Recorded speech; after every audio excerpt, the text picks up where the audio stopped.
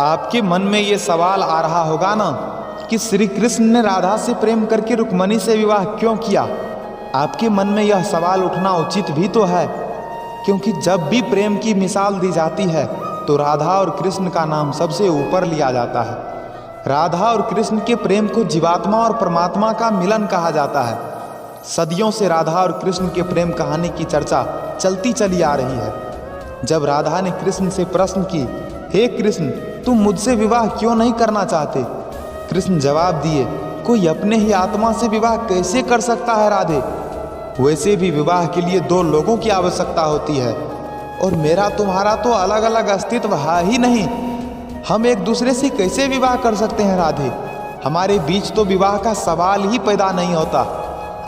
जब प्रेम आत्मा से जुड़ी हो तो वहाँ एक होने के लिए विवाह की आवश्यकता नहीं पड़ती। आपको शायद इस बात की जानकारी ना हो, पर जान लीजिए, राधा ने अपने पिता को वचन दी थी कि मैं कभी भी आपके आदेश के बिना किसी से विवाह नहीं करूंगी।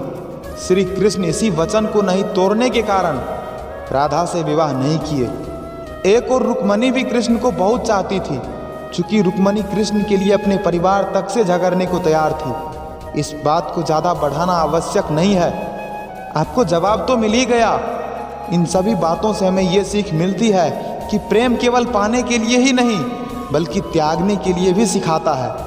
कृष्ण कभी नहीं चाहते थे कि उनके खुशी के कारण राधा के माता पिता दुखी हो जाए। इसीलिए आप प्रेम में खुद से ज़्यादा उनकी भावनाओं को समझने का प्रयास करें जिनसे आप प्रेम करते हैं। किसी को पाना बहुत ज़रूरी नहीं होता, सबसे ज़्यादा ज़रूरी होता है दिल से जुड़े रहना। तो प्रेम से बोलो, जय श्री राधे।